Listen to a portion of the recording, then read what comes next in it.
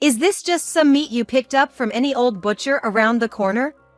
Can you seriously expect me to eat such cheap meat? You should reorder from a high-end butcher. If a refined lady like me eats this, I'll get sick. Is this some sort of joke, Mrs. Connolly? Even if it is, aren't you taking it a bit too far? Naomi chuckled as she looked at the meat I'd prepared. Surely, the meat I had prepared was something anyone could buy, and I reconsidered that maybe, with Naomi's indulged upbringing, she might not be able to appreciate its flavor. But, the deliciousness of a dish isn't solely about the taste of its ingredients. Naomi, it seems, is unaware of such an essential thing. So, I've devised a plan to teach Naomi the essence of cooking, something any housewives should know. I was certain this strategy would work. I am Helen Connolly, a housewife in my 60s. I live with my husband, David.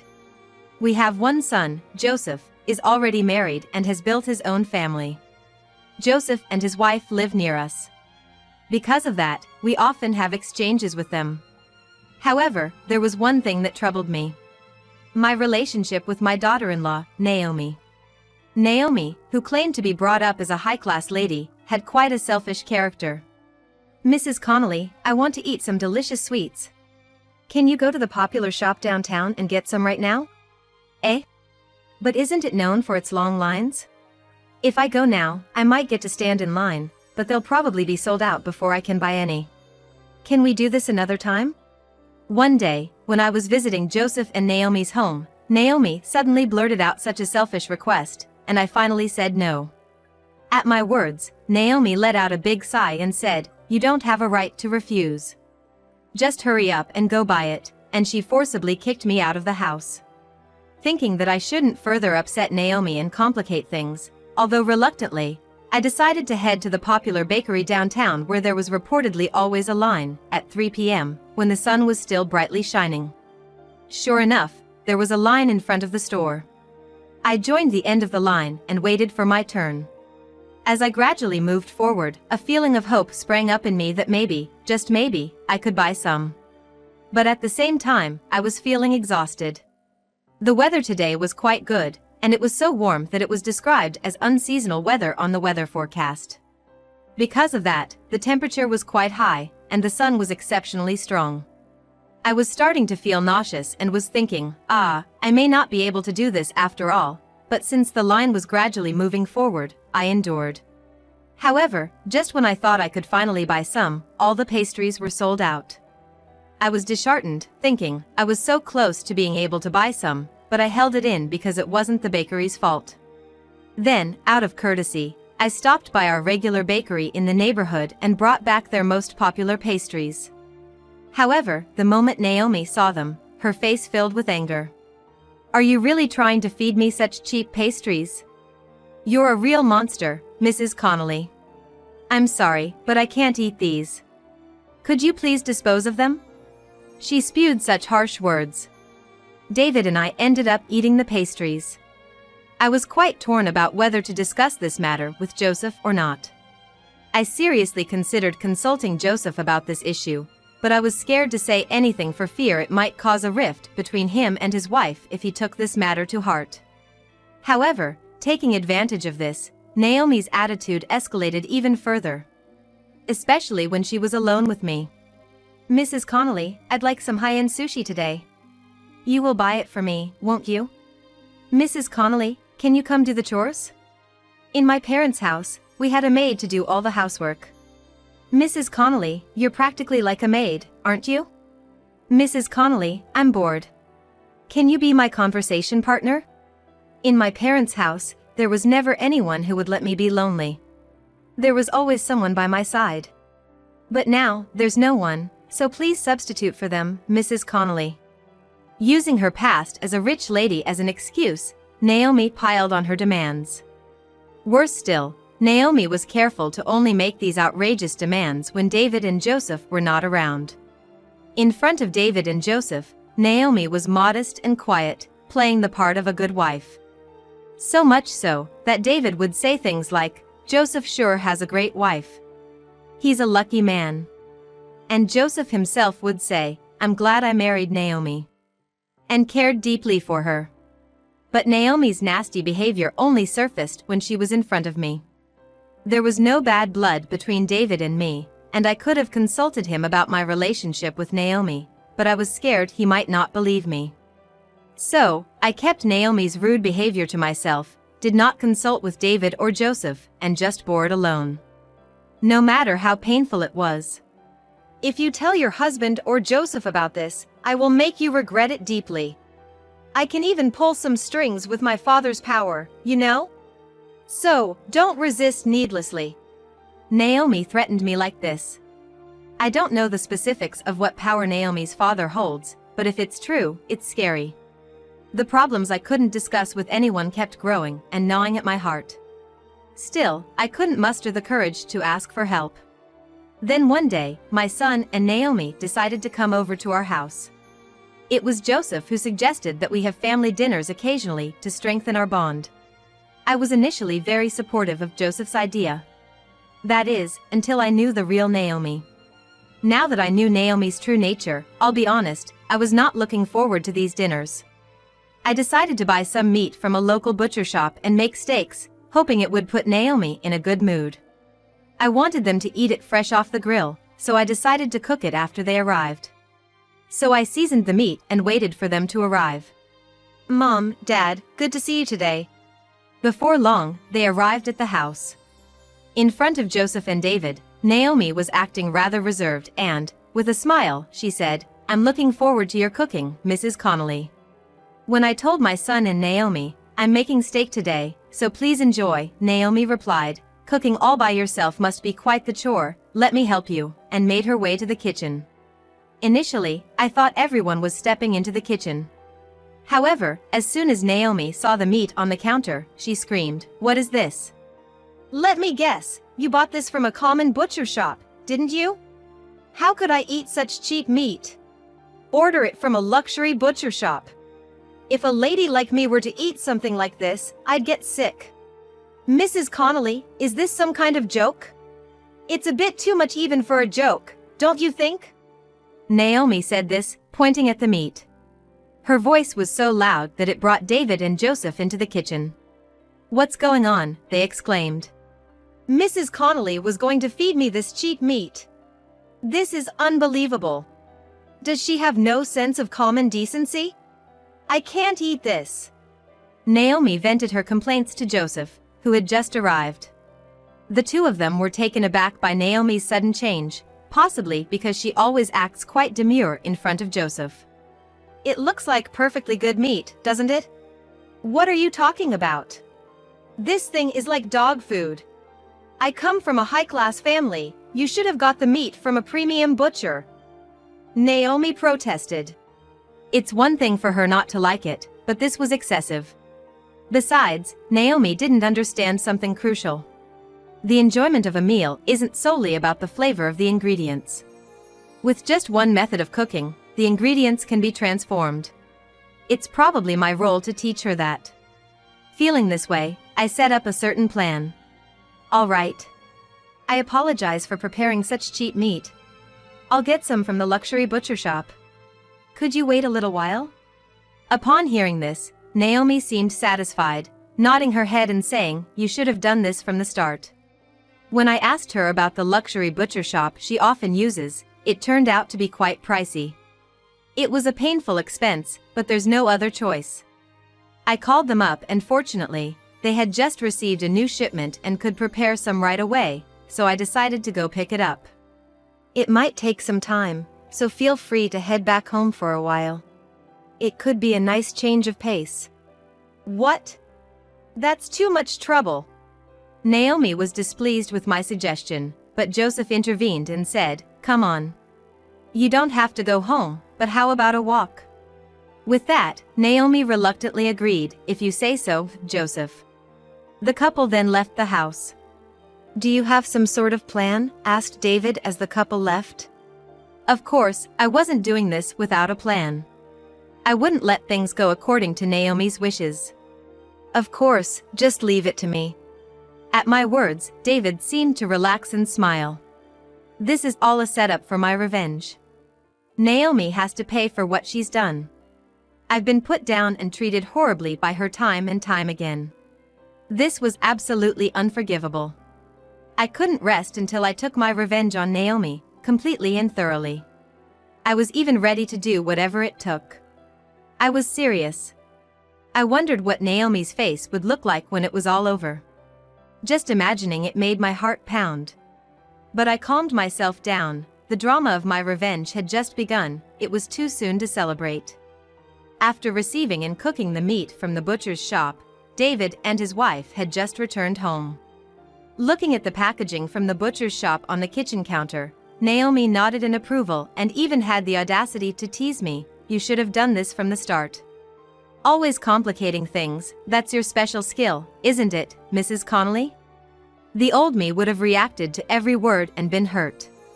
But now, on the verge of my revenge, I felt no mental pain. "I'm sorry to keep you waiting.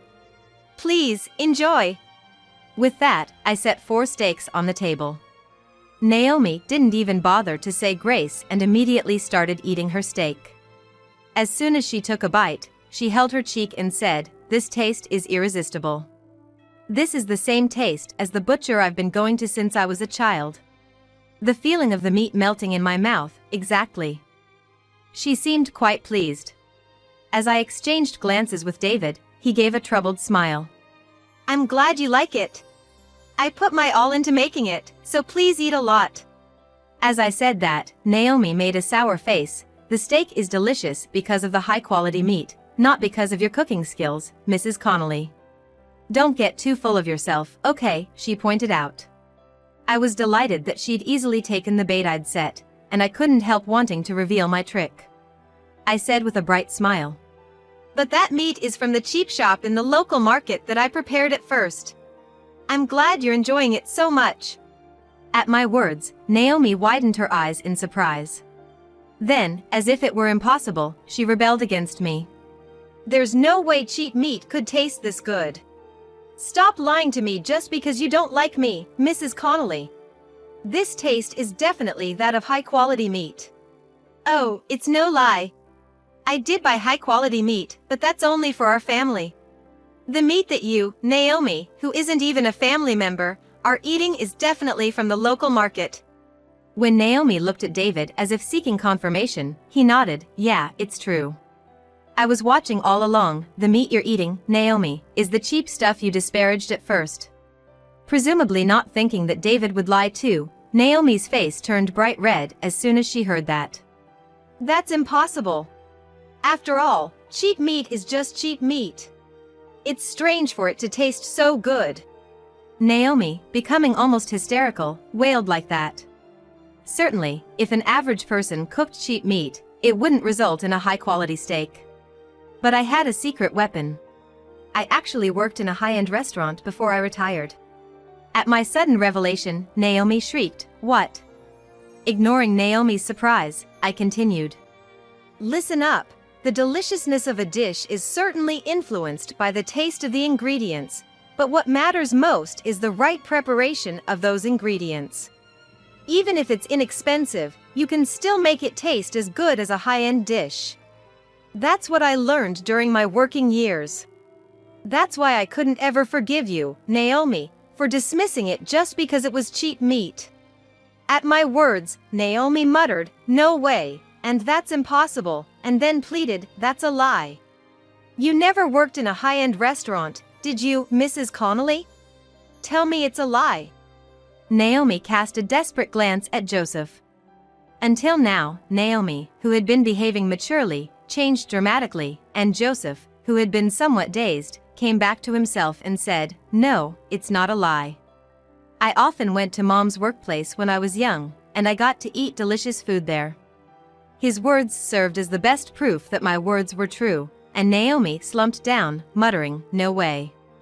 This is what happens when you measure people by your own selfish standards. If only she had taken a proper look at who I am from the beginning, and treated me with the right amount of respect, none of this would have happened. I couldn't help but chuckle at the sheer naivety of Naomi. But the revenge play isn't over yet. I still have the main dish to serve. Now that it has come to this, I must thoroughly defeat Naomi. Thinking this, I opened my mouth again. Naomi, you always use the excuse that you're a high-class lady, but are you really one? I had been wondering about this for a long time. Honestly, I had never heard Joseph say anything about Naomi being a high-class lady. Of course, there was a chance he simply hadn't mentioned it. If she really was a high-class lady, then it would be rude to doubt her like this. So, this was the perfect opportunity for me. If she was truly a high-class lady and frequently had the opportunity to eat high-quality meat, then she would surely have seen through the true nature of the meat, even if I was the one who cooked it. But Naomi couldn't discern it and even praised the meat. Her behavior as a high-class lady seemed nothing more than fake. If she really wasn't a high-class lady, then she had been telling me a terrible lie. As I stared at Naomi, she averted her eyes in discomfort. She seemed to not want to answer my question. Wait, Naomi a rich girl? No way, Naomi is just from an ordinary family. There's no way she could have married me if she was truly a rich girl. We're from an average household. Even if Naomi didn't answer, Joseph told us the truth. Upon hearing Joseph's words, I nodded in agreement, thinking I knew it. Hey, Joseph! Let's not discuss this now. At Joseph's words, Naomi became flustered, trying to stop him, but it was too late. It turned out that all this time, Naomi had lied when she said, "Because I'm a rich girl." She was just making excuses to trick me. I can't believe it. She went so far as to lie to me in such a horrible way. I can't begin to express how much Naomi's lies hurt me. But I guess, to Naomi, how I felt didn't matter. I was insignificant in Naomi's world.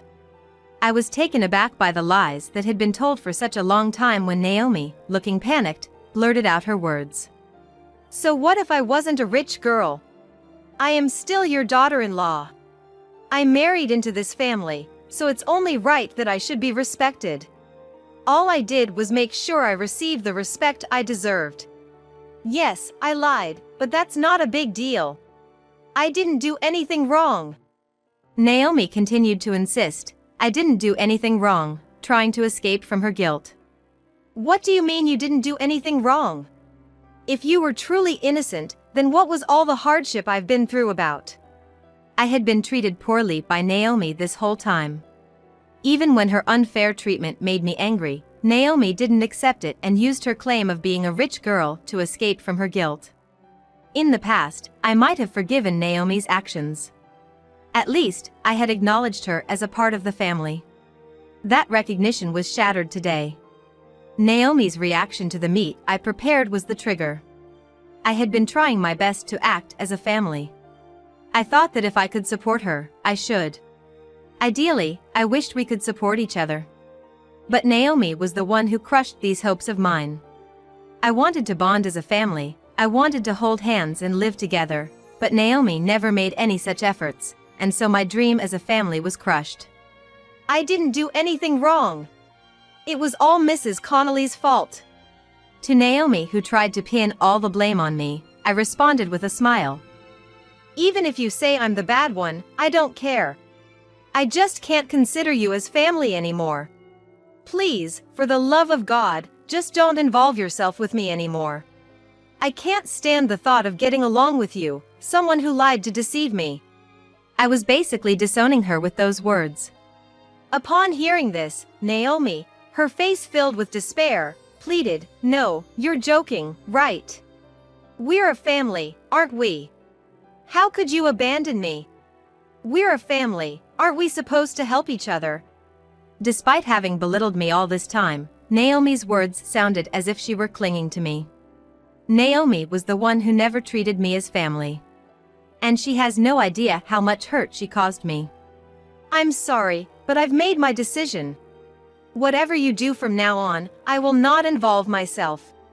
I will no longer act as your family member. As of today, you are a stranger to me. So, I will no longer grant any of your whims. When I made my stand, Naomi fell silent, dejected. Joseph took Naomi and went back to their house. I've suffered for a long time. Now, all of it has disappeared cleanly, and I'm feeling so refreshed. Afterward, my son and his wife decided to divorce. Apparently, Joseph was furious at Naomi for all the things she had done to me, and their days were filled with endless arguments. Naomi didn't want to divorce, but Joseph's will was unshakable, and the divorce was finalized in mediation. Now, she seems to be living at her parents' house and working like a horse to pay her bills. Joseph occasionally receives messages from her begging to get back together, but he seems to be ignoring all of them. I never knew she was such a person. I really lost out marrying her. Joseph had this to say about Naomi. Indeed, I too felt that getting entangled with such a woman was a disaster. Ever since then, we've been spending very peaceful days. When they divorced, they moved out of the house they had been living in, and Joseph moved in with us, and now we are a family of 3. Whenever I serve my cooking, both Joseph and David are very happy and eagerly dig in.